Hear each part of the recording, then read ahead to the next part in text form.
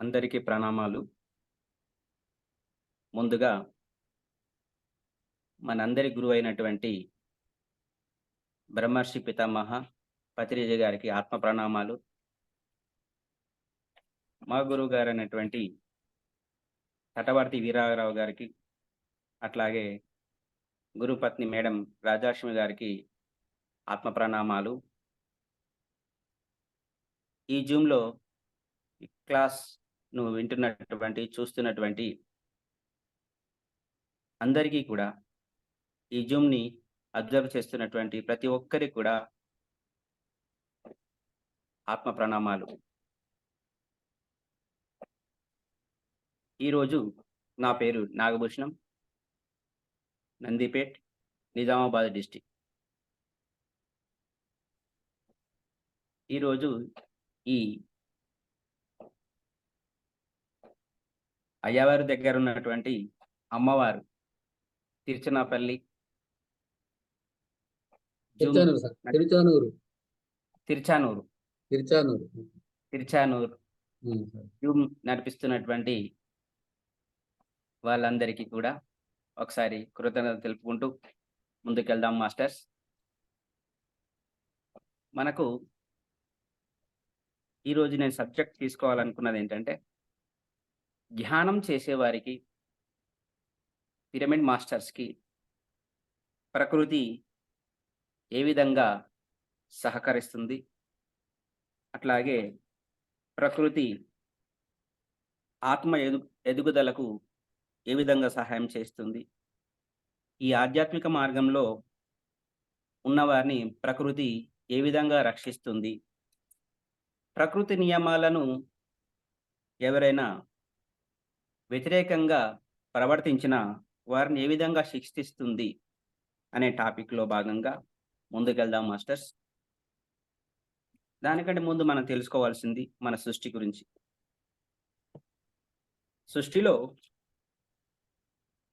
సృష్టిలో ఉన్నవి రెండే రెండు: పురుషుడు, ప్రకృతి.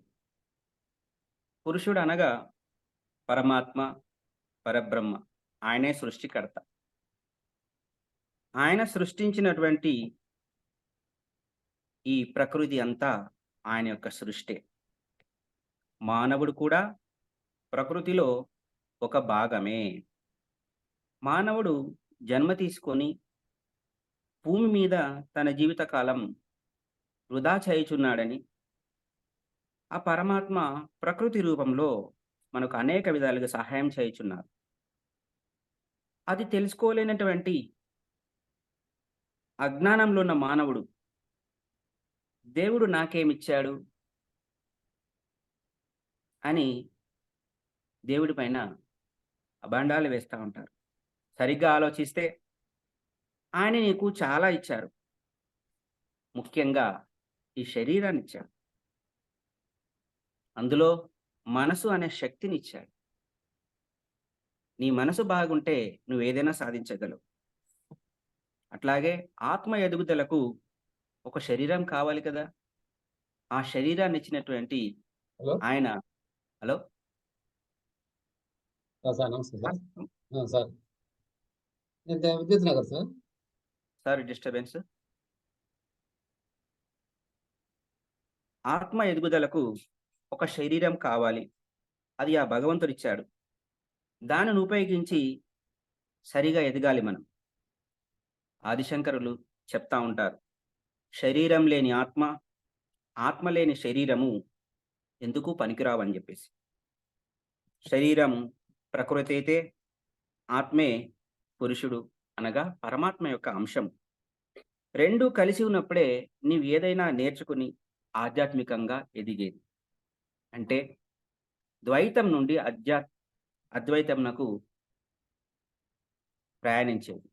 ద్వైతం అంటే నేను భక్తుణ్ణి, ఆ భగవంతుణ్ణి చేరుకోవాలని చెప్పేసి. చివరి స్టేజ్‌లో అందరికీ తెలిసేది అది నేనే, ఇది నేనే అని. ఇక్కడ మనం తెలుసుకోవాల్సింది ఆధ్యాత్మికం అంటే ఆది మరియు ఆత్మ. ఆత్మికం అనగా ఆత్మ ఎదుగుదల. ఆత్మ ఎదుగుదల కోసం ప్రకృతి ఏ విధంగా సహాయం చేస్తుంది? ఆధ్యాత్మిక మార్గంలో ఉన్నవారిని ప్రకృతి ఎలా రక్షిస్తుంది? ప్రకృతి నియమాలకు వ్యతిరేకంగా ప్రవర్తించిన వారిని ఏ విధంగా శిక్షిస్తుంది? అనే విషయాన్ని మనం ఈరోజు తెలుసుకుందాం. ఇక్కడ మానవుడి గురించి తెలుసుకుంటే, మానవుడు ఎప్పుడైతే ఈ శరీరంలో ఆ పరమాత్మ ఇచ్చినటువంటి అంశ చేరుతుందో, అతను జీవుడుగా దేహస్థితి నుండి ఎదుగుతూ ఉంటాడు. ఇక చూస్తే మానవుడిగా ఉన్నటువంటి శ్రీరాముడు ఆత్మస్థితి నుండి ఎదిగినవాడు. అట్లాగే శ్రీకృష్ణుడు సర్వాత్మ స్థితిలో ఉన్నారు. ప్రకృతి మనకు ఏ విధంగా సహాయం చేస్తుందో భాగవతం నుండి ఒక అంశాన్ని తీసుకొని మనము ఇప్పుడు తెలుసుకుందాం. భాగవతంలో శ్రీకృష్ణుడు అందరూ శ్రీకృష్ణుడు యొక్క జీవిత చరిత్ర చాలా మందికి తెలీదు. భాగవతం అనగానే దాన్ని సినిమా గాను, టీవీ సీరియల్ గాను, కథలు గాను, వినోదానికి, కాలక్షేపానికి ఉపయోగిస్తున్నారు. వాటిని చెప్పుకుని, విని, చూసి వినోదించడం కాదు. మనిషి అంటే మానవుడు భాగవతాన్ని ఒక సందేశాత్మకంగా చూడాలి. అర్థం చేసుకోవాలి. అంతరార్థాలను వెతకాలి. మన జీవిత పరమార్థం ఏమిటో ఈ భాగవతం నుండి తెలుసుకుని ఆచరించే ప్రయత్నం చేయాలి. ప్రతి ఒక్కరూ శ్రీకృష్ణుడు అనగానే ఒక రూపం తన మధ్యలో అందరి మధ్యలో వస్తుంది. బాహ్యంగా కనిపించేటటువంటి శ్రీకృష్ణుడు చేతిలో మురళి, తలపైన నెమలి పింఛము, నడుముకు మొలతాడు, నీలివర్ణము, ఇలా ఆయనని వర్ణిస్తా ఉంటారు. కానీ శ్రీకృష్ణుడు ఒక సర్వాత్మ. అనగా ఒక రూపాన్ని మనము చూసినాము కానీ శ్రీకృష్ణుడు సర్వాత్మ అనగా అన్ని జీవులలో తానే ఉన్నాడు. ఆ విషయాన్ని మనం గమనిస్తూ ఉండాలి. భగవద్గీతలో 10వ అధ్యాయము 20వ శ్లోకంలో ఇలాగే ఉంది. అహమాత్మ గుడాకేశ అని అర్జునునికి శ్రీకృష్ణ భగవానుడు బోధించిండు. అంటే, ఓ అర్జున, నేను సకల జీవుల యందు ఉన్న ఆత్మ పదార్థాన్ని, సకల సృష్టిలో ఈ అచరలో ఉన్నటువంటి జీవులలో ఉన్న సర్వాత్మని అని చెప్పడం జరిగింది. ఆ విధంగా చూడాలి గాని కృష్ణుడు అనగానే ఒక వ్యక్తి, ఒక మనిషి, తన చేతిలో మురళి ఈ విధంగా చూడడం కాదు. సర్వాత్మలో ఉన్నటువంటి ఆ పరమాత్మ నిరాకార రూపంగా మనము చూసి ఎదుగుదలకు మనము ఆయన ఏ విధంగా తన యొక్క భాగవతంలో చేసినటువంటి పనులు, సాహసాలు వాటి గురించి మనం తెలుసుకోవాల్సింది చాలా ఉంది. రూపదృష్టితో కాకుండా మనము ఆత్మదృష్టితో ఎప్పుడైతే చూస్తామో భాగవతమే కాదు, శ్రీకృష్ణుడు బోధించినటువంటి భగవద్గీత కూడా మన అందరికీ అవగతమవుతుంది. భాగవతంలోని ఒక సన్నివేశాన్ని తెలుసుకుందాం ఇప్పుడు. దేవకి వసుదేవుల అష్టమ సంతానంగా శ్రీకృష్ణ భగవానుడు, అంటే ఇక్కడ దేవకి వసుదేవులకు అష్టమ సంతానంగా ఎవరైతే జన్మిస్తారో అతడే కంసుని సంహరిస్తారని చెప్పేసి ఆకాశవాణి కంసుడికి చెప్తుంది. అప్పుడు ఆ కంసుడు తన చెల్లెలైనటువంటి దేవకి, ఎంతో ప్రేమగా ఉన్న దేవకిని తీసుకొచ్చేసి చెరచాలలో వేసి ఆమెకు జన్మించే ప్రతి సంతానాన్ని చంపేస్తా ఉంటాడు. ఈ విధంగా ఎంతో అధర్మంగా ఉన్నటువంటి ఆ కంసుడి యొక్క అధర్మాన్ని, కంసుని నిర్మూలించడానికి అష్టమ సంతానంగా ఒక చిన్ని బాలుడు శ్రీకృష్ణుడు ఆ చెరసాలలో జన్మిస్తాడు. ఇక్కడ చూడండి, మనం ఇక్కడ గమనించాల్సింది ఏంది? చెరసాలలో జన్మించినటువంటి అష్టమ సంతానము ఏ విధంగా ఒక చోటు నుండి ఇంకో చోటికి వెళ్ళగలిగాడు. అప్పుడు జన్మించినటువంటి శ్రీకృష్ణుడు ఆకాశవాణి యొక్క మాటల ద్వారా వసుదేవుడు ఈ సంతానాన్ని యశోద వద్దకు చేర్చాలని చెబుతుంది. అప్పుడు వసుదేవుడు ఎలా చేర్చాలి? నేనే చెరసాలలో ఉన్నాను, బందీగా ఉన్నాను, ఇందులో బందీగా ఉన్నాను, నన్ను బయటికి తీసుకోవడం ఎలా అని అనగానే వెంటనే చెరసాల వేసినటువంటి తాళాలు తెగిపోతాయి. గొలుసులు కింద పడిపోతాయి. భటులందరూ కూడా నిద్రలోకి వెళ్ళిపోతారు. ఎక్కడ చూసినా సరే సైలెంట్ అయిపోతుంది. అక్కడ నిశ్శబ్దంలో ఆ యొక్క చిన్ని కృష్ణుడిని ఒక బుట్టలో పెట్టుకొని, ఆ బాలుడిని వసుదేవుడు ప్రయాణం చేస్తాడు. ఈ విధంగా వెళ్తూ ఆ శ్రీకృష్ణుడు ఉండాల్సిన ప్రదేశము యశోద ఒడిలో అని జెప్పేసి చెప్పగా, అక్కడికి వెళ్ళడానికి చాలా దూరంగా ఉంటుంది. బయటికి చెరసాల నుంచి బయటికి రాగానే అతను బోరున వర్షం పడతా ఉంటుంది. కుంభవృష్టి వర్షం. అక్కడ నదిని దాటాలి. నది దాటాలంటే ఆయనకి ఈత రాదు.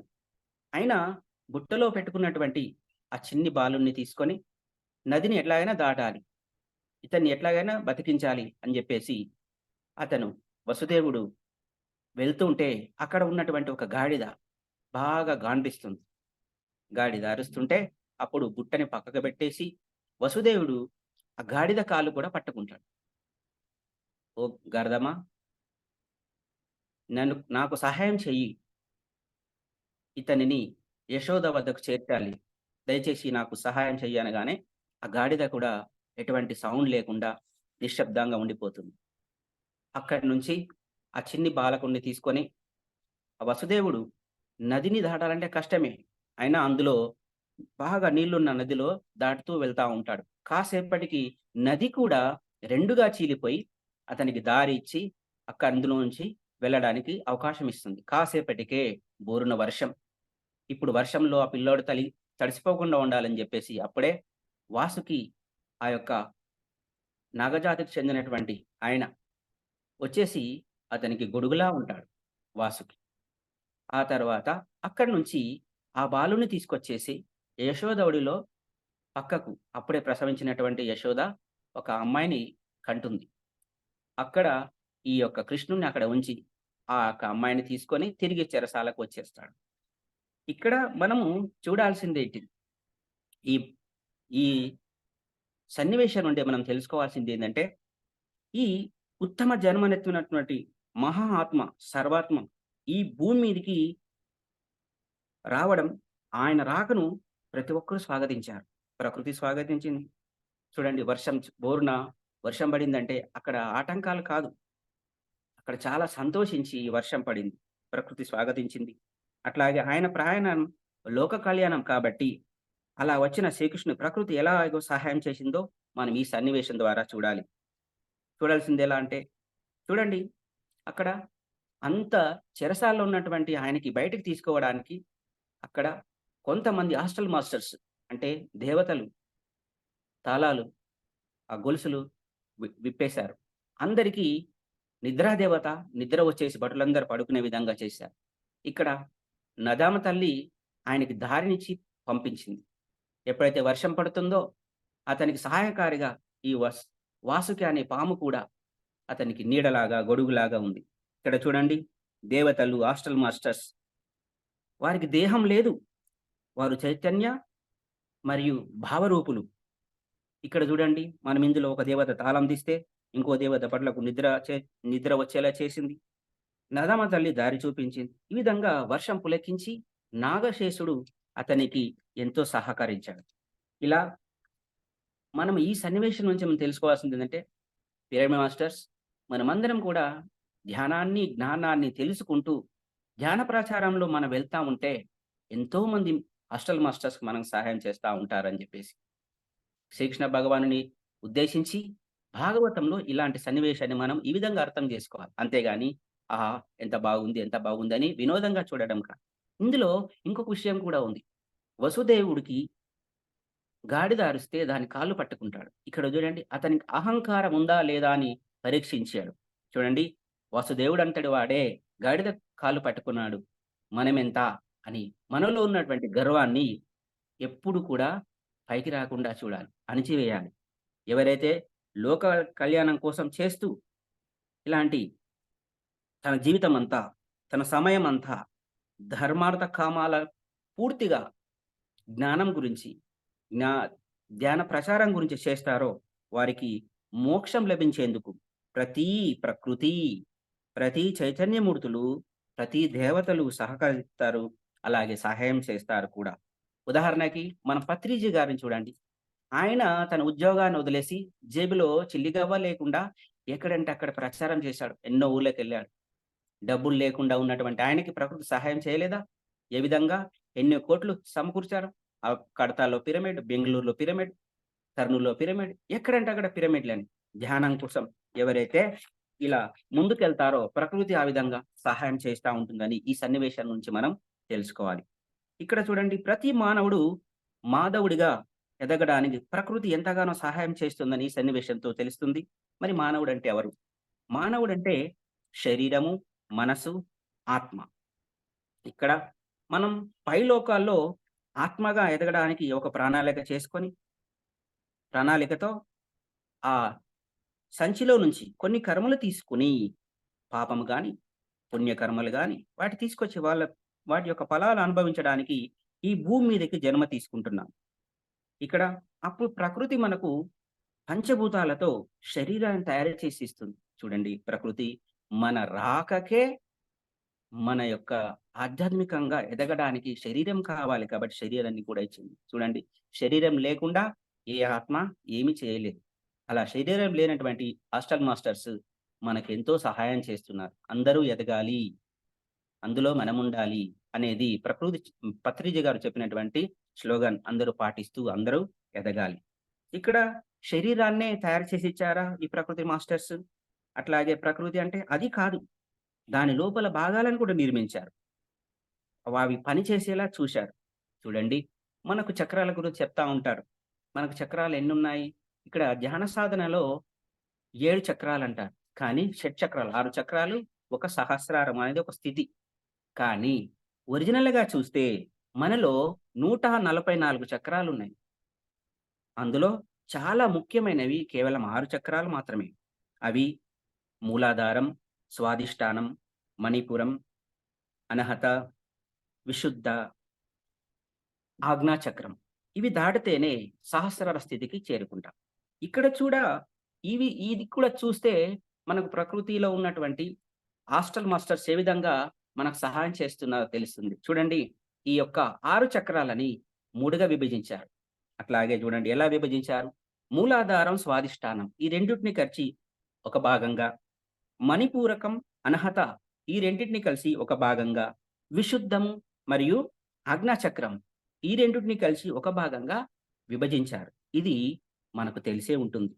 ఎలా అయితే మూలాధారం నుంచి స్వాదిష్టానం ఈ 2 చక్రాలు ఈ బ్రహ్మగ్రంథి.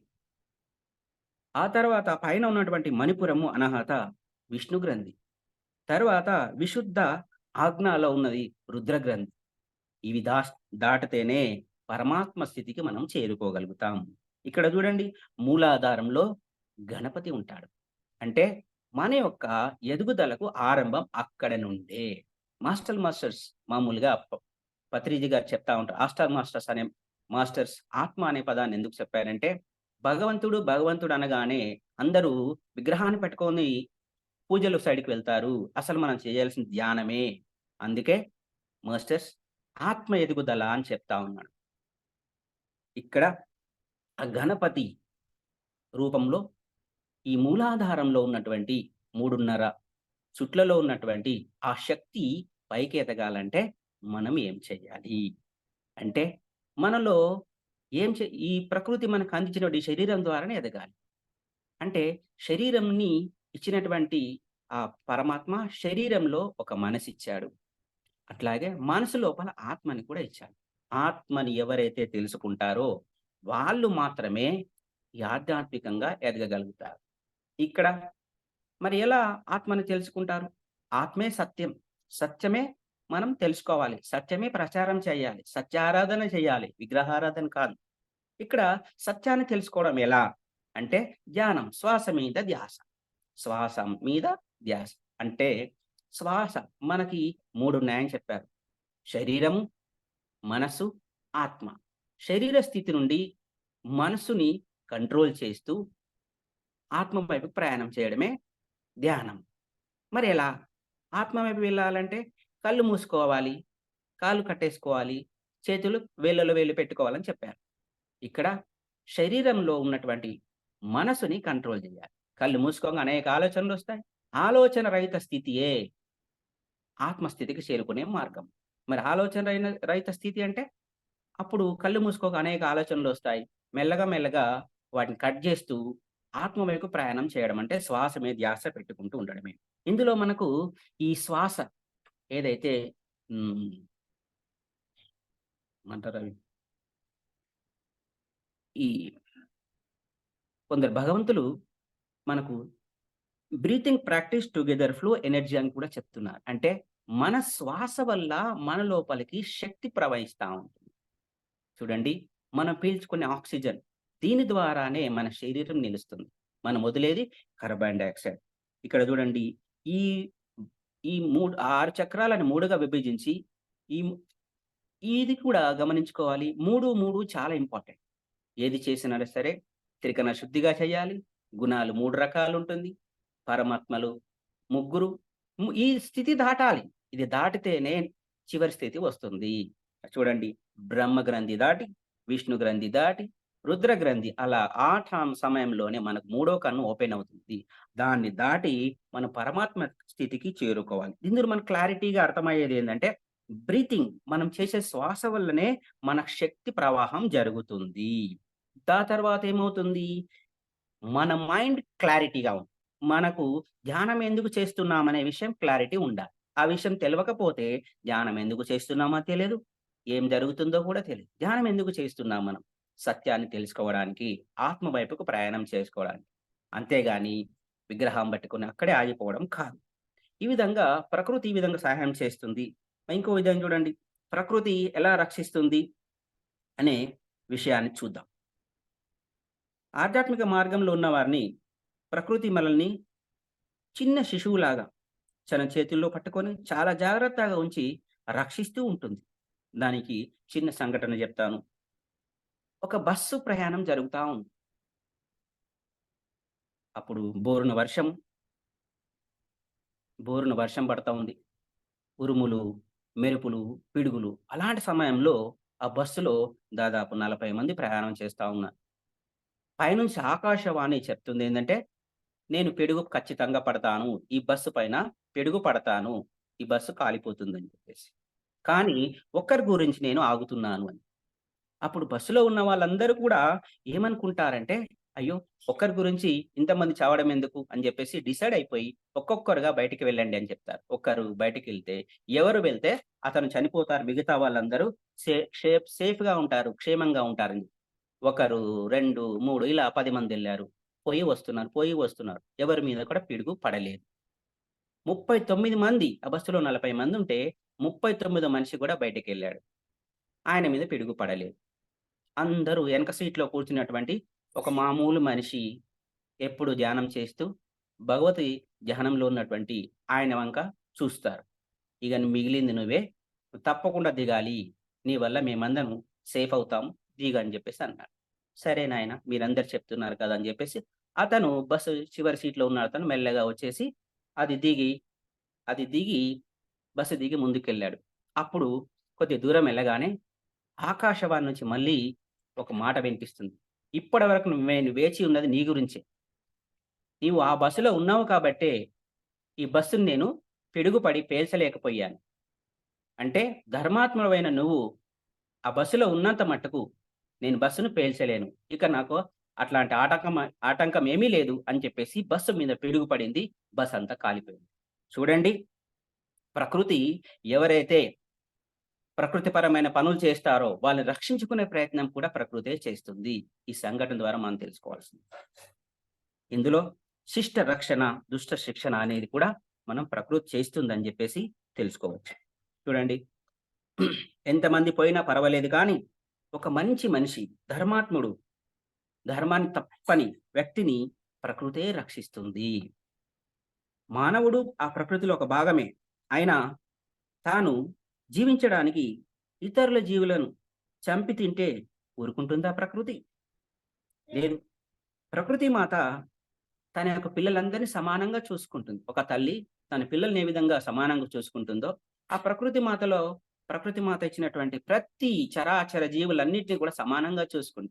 కానీ ఆమెకు పుట్టినటువంటి మనుషులు తన తోబుట్టులైనటువంటి మేకలని, చేపలని, కోళ్ళని ఇలా కోసుకొని తింటే ప్రకృతికి కోపం రాదా? ఎవడైతే ఇలాంటి పాప పనులు చేస్తున్నాడో, పాపం అంటే మాంసాహారం తినడం, వాటిని చంపి తినడం. అది మృతాహారం. మానవులు తినే ఆహారం శాకాహారం. ఈ విషయాన్ని మర్చిపోయి క్రూర మృగంలాగా వాటిని చంపి ఆ శవాలను తింటున్నాడే, మరి ఊరుకుంటుందా? అంటే అంటది కదా! ఎవరైతే మాంసాహారం తింటారో అది మహాపాపం. పాపం చేసిన వాళ్ళకి రోగాలొస్తాయి. పుణ్యం చేసిన వాళ్ళకి భోగాలొస్తాయి. కదా! కర్మ వల్ల రోగాలొస్తాయి.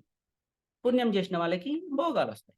ఈ విధంగా ప్రకృతి నియమాలకు వ్యతిరేకంగా మాంసాహారాన్ని ఎవరెవరైతే భుజిస్తారో వారికి తప్పకుండా రోగాల రూపంలో ప్రకృతి శిక్షిస్తుంది. మొన్న ప్రకృతి శిక్ష అనగానే ఒకటి జ్ఞాపకం వస్తుంది. గత ఒక సంవత్సరం కింద ఢిల్లీలో రైతుల ధర్నా జరిగింది. ఆ ధర్నాలో ఏం జరిగిందంటే, ప్రభుత్వాలకు వ్యతిరేకంగా ఈ ప్రభుత్వాల విషయం మనకు అవసరం లేదు కానీ అక్కడ సంఘటన తీసుకోవాలి. అక్కడ ఏం జరిగిందంటే, ఆ యొక్క ధర్నా జరుగుతుంటే జనాలను రక్షించే కోసం రక్షక భటులైన పోలీసులు అక్కడ ఉన్నారు చాలామంది. అక్కడ అదే సమయంలో ఒక తీవ్రవాది ఒక ట్రాక్టర్‌ని తీసుకొచ్చేసి చాలా వేగంగా వచ్చేసి కొంతమందిని గుద్దేసి వెళ్ళాడు. ఆ క్రమంలో కొంతమంది పోలీసులు చనిపోవడం జరిగింది. ఆ సమయంలో అతను ఏం చేయలేరు కానీ అతనెళ్ళిపోయాడు, హాయిగా ఉన్నాడు. మరుసటి కొద్ది రోజులకి పంజాబ్‌లో ట్రాక్టర్ విన్యాసాలు జరిగినాయి. ట్రాక్టర్ విన్యాసాల్లో ఒక డ్రైవర్ కింద పడిపోయాడు. ఆ ట్రాక్టర్ మాత్రం కంటిన్యూ నడుస్తా ఉంది. ఈ విషయాన్ని తెలుసుకున్నటువంటి ఏదైతే ఇంతకుముందే అందరిని చంపాడో ఆ టెర్రరిస్ట్ వచ్చేసి ఆ పంజాబ్‌లో నాకు ఎంత ఈ ట్రాక్టర్ విన్యాసం వేల మీద చేయిస్తాడనమాట. వెంటనే ఆ ట్రాక్టర్‌ని ఆపే క్రమంలో దాని పైకెక్కేశాడు. వెంటనే ఆ ఎనక ట్రాక్టర్ టైర్ నుంచి కింద పడేసి, అదే ట్రాక్టర్ కింద పడి చనిపోయాడు. చూడండి, ఇంతమంది చావుకు కారణమైనటువంటి ఆ వ్యక్తి కర్మ ఏ విధంగా ప్రతీకారం తీర్చుకుంది. ఎవడు ఏది చేస్తాడో ఫలితం అదే అనుభవిస్తాడు. చూడండి, కర్మ ఆ విధంగా ఉంటుంది. జీసస్ ఇక్కడ చెప్తా ఉంటాడు. నిన్ను నీవు ప్రేమించినట్లే నీ తోటి వారిని కూడా ప్రేమించాలని చెప్పేసి. చూడండి, నిన్ను నీవు ప్రేమించినట్టే నీ తోటి వారిని ప్రేమించాలని చెప్పేసి.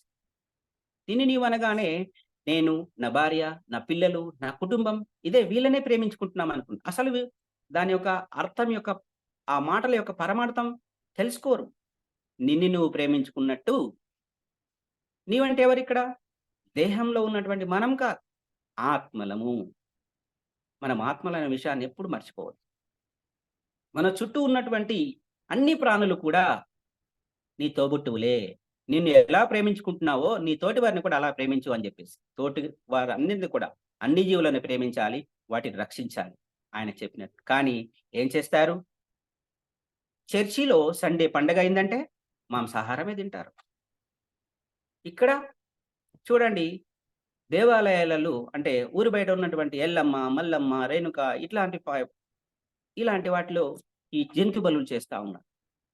ఈ విధంగా ఎన్నో తప్పు పనులు చేస్తున్నారు. నీవు అనగానే మనిషివి, నీ యొక్క భార్య, పిల్లలు అనుకుంటున్నారు.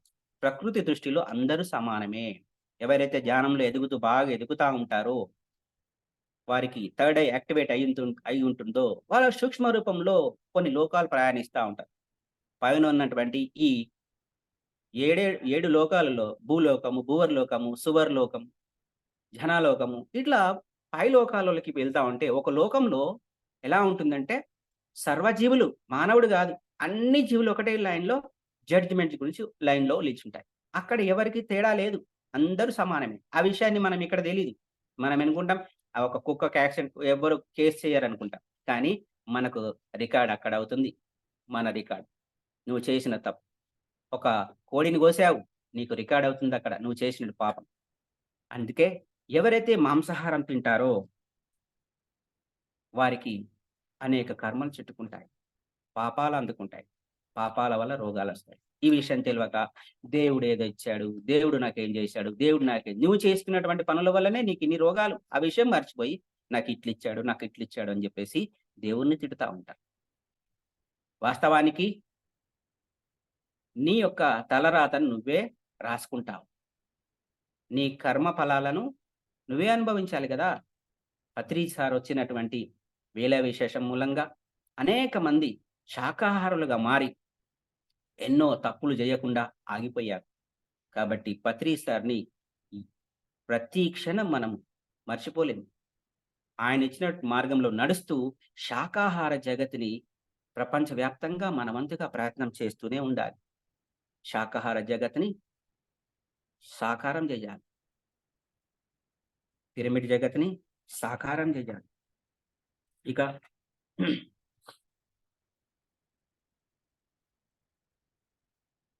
ఈ కర్మల వల్ల మనకు తెలిసే ప్రకృతికి నీవు ఏదిస్తే అది నీకు రెట్టింపై నీకు తిరిగి వస్తుందని చెప్పేసి.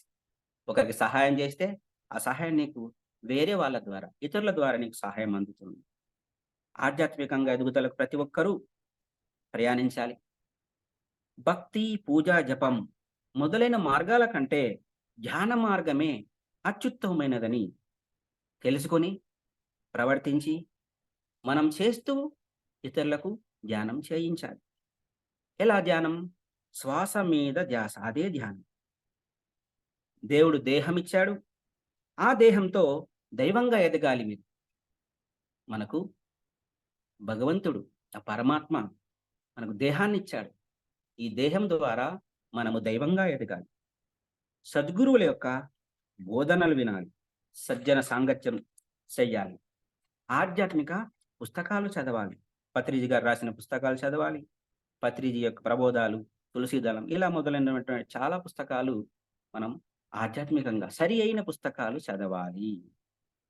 ఇక్కడ భాగవత గాథలు, వాటి అసలు అర్థాలు అన్నీ మనల్ని ఆత్మ ఉన్నత స్థితికై చాలా సహాయం చేస్తాయి. వాటిని సరిగ్గా అర్థం చేసుకొని మనము మన యొక్క ధ్యానాన్ని చేస్తూ, జ్ఞానిగా ఎదుగుతూ, అందరికి ధ్యానం చెప్తూ జ్ఞానాన్ని పంచాలి.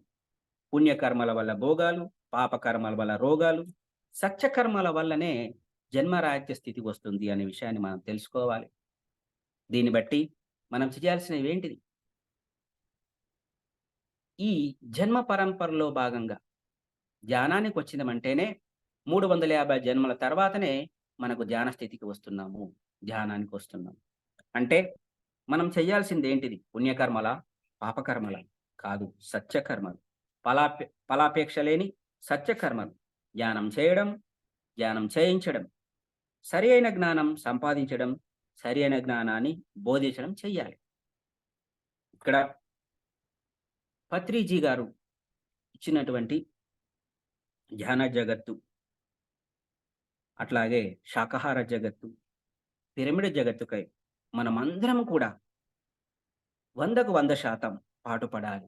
ఈ విధంగా మనము ఎదుగుతూ, శాకాహారిగా ఉంటూ, జ్ఞానాన్ని పంచుతూ, అందరినీ ధ్యాన మార్గంలోకి తీసుకురావడమే పత్రిజీ గారు మనకు ఇచ్చినటువంటి లక్ష్యం. దానికోసం ప్రతి ఒక్క మాస్టర్, ప్రతి ఒక్క చోట ఇలాంటి ధ్యాన ప్రచారాలు చేయడం, ధ్యానాన్ని పంచడం చేస్తూ thank you. Thank you. Thank you masters.